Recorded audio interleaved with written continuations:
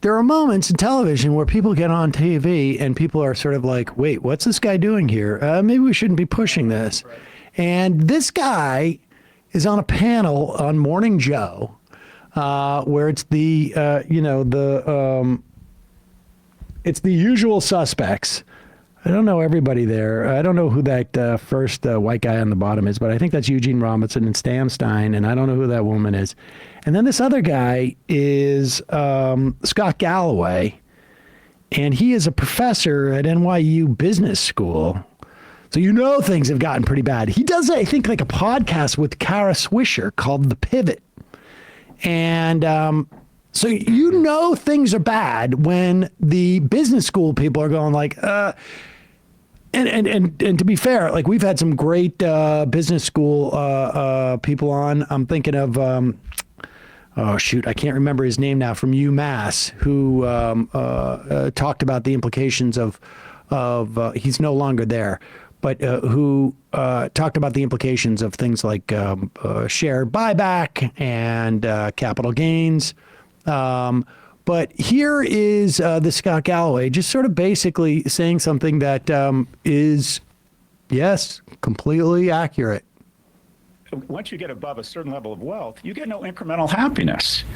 So why on earth would you not go back to a tax policy of the 60s, 70s, and 80s, where say above, pick a big number, 10 million, you actually pay more than 10%, maybe more than 20%, maybe more than 50%, because the difference between 30,000 a year for a household and 50,000 is enormous to the well-being of that household. Low-income kids in low-income households have higher resting blood pressure, but the difference between making 10 million a year and 15 million a year offers you no happiness.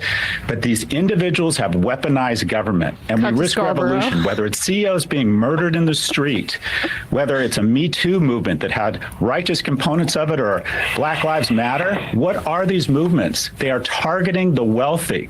We are in the midst of a series of small revolutions to correct income inequality. And the reason we put an insurrectionist and a rapist in office is because for the first time in our nation's history, a 30-year-old man or woman isn't doing as well as his or her parents were at 30. Why? Because the majority of households are having the oxygen sucked out of the room, such that a small number of individuals and a small number of companies can be worth more than nation states. Income inequality is out of control. Our tax policy has gone full oligarch. Now, look. Oh. He's a little bit more polite. Like, I don't care if it really makes you a little marginally more happy to be a multi-billionaire or millionaire. I still don't think it's effective for society. I don't think it's like, putting aside like any type of morality associated with it. It's just, like he says, this is a math problem. Yeah, it's inefficient. And the math problem is, this is unsustainable.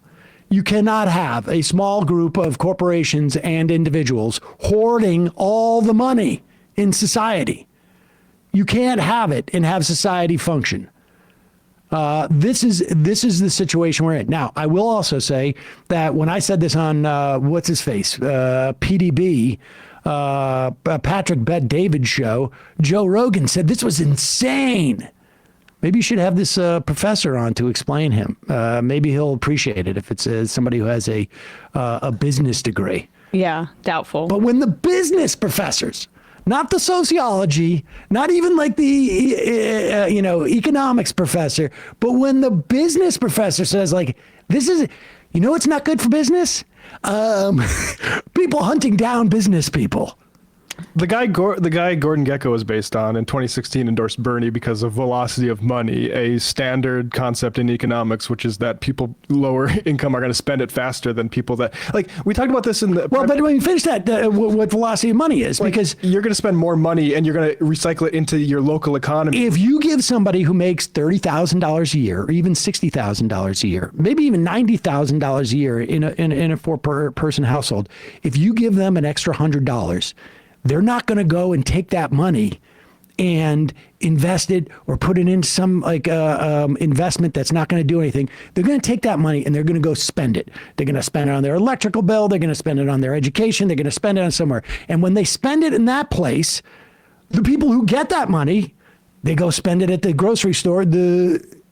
They turn around, they spend the money. Yep. And the money travels through the economy. When you give it to a millionaire, you give it to a billionaire, or you give it to someone who's making that kind of money, they don't go out and spend it. They don't have to, because they've got so many dollars that are in line to spend before that. They go and put it in, like, I'm going to buy crypto. Yep. I'm going to go buy tulips. I'm going to go buy, whatever, this piece of art that's going to accrue in value. I'm going to go. Or I didn't even know what to buy, because we have this thing in private equity you keep talking about. Private equity dry powder growth accelerated in H1 2024. If you don't know what dry powder is, all these companies like BlackRock that own like these houses and make all these investments in like infrastructure and hospitals and stuff, they cannot find places to invest all the money that the rich people are giving them to invest. They run out of it. So of course it's going to go into crypto. It's going to go into all this dumb stuff because they have too much money. Then they know what to do with. That's why, what's his name? Bezos said, I don't know what to do with all this go money, to Mars. but go to Mars. Yeah.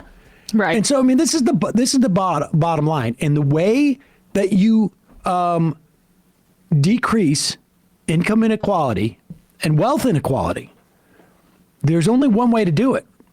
And that's essentially to tax these people at a higher rate. Right. And this is why we keep saying, and the number is not pulled out of my ass, it's just a number that we've done in the past.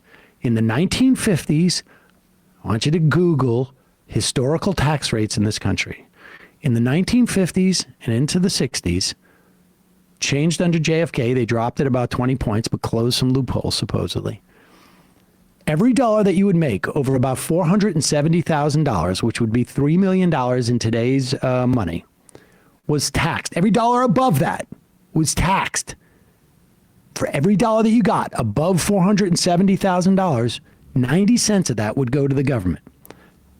And so today that would be every dollar you make over $3 million any given year, 90 cents of that dollar goes to the government. Now, your libertarian friends are going to go, that's absurd. First off, Sam doesn't know what he's talking about because he's talking about the tax rates, but the effective rate was much lower than that at that time. The effective rate is what happens when you have a tax rate and then you start to apply like deductions and whatnot. Well, first of all, we are nowhere close to a 50% effective tax rate, which it was in those times. And if we, whatever it takes us to get to an effective tax rate of 50%, because right now for people who make that kind of money, it's like south of 20%.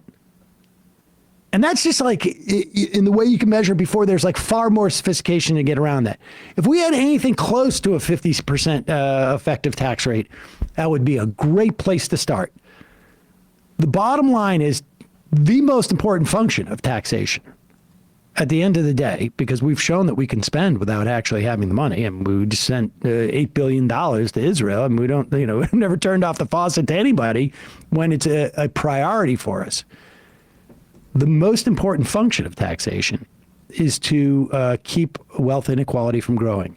So you raise the personal income tax, you blow away the cap on Social Security and Medicare tax, you raise capital gains tax so that it is on par with wage tax.